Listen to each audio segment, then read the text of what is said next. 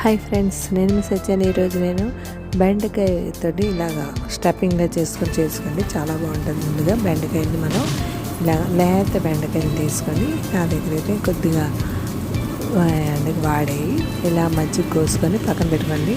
అలాగే 6 వెల్లుల్లి రెబ్బలు, జీలకర్ర వేసుకొని ఒకసారి పసుపు, టేస్ట్ తగ్గ సాల్ట్, అందులోనే కారం అండి వేసుకొని ఒకసారి గ్రైండ్ చేసుకొని నేను ఇందులో పొడి కొద్దిగా తీసేస్తున్నాను, అంతా వాడనండి.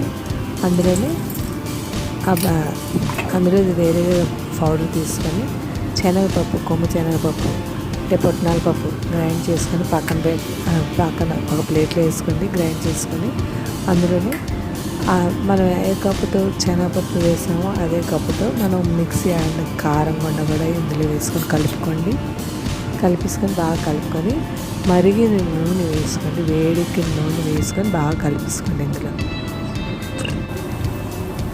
కలుపుకొని ఇలా స్టెప్పింగ్ పెట్టుకొని కొద్దిగా పైన సాల్ట్ వేసుకొని దాని మీద కంచం పెట్టుకొని అందులో నీళ్లు వేసుకొని మగ్గనివ్వండి.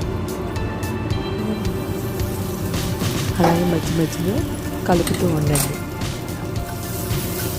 అంతేనండి, ఇది రైస్లో కలుపుకుంటే చాలా బాగుంటుంది. మీరు ట్రై చేయండి. Thank you. సబ్స్క్రైబ్ చేయండి, లైక్ కొట్టండి, కామెంట్ పెట్టండి. Bye, thank you.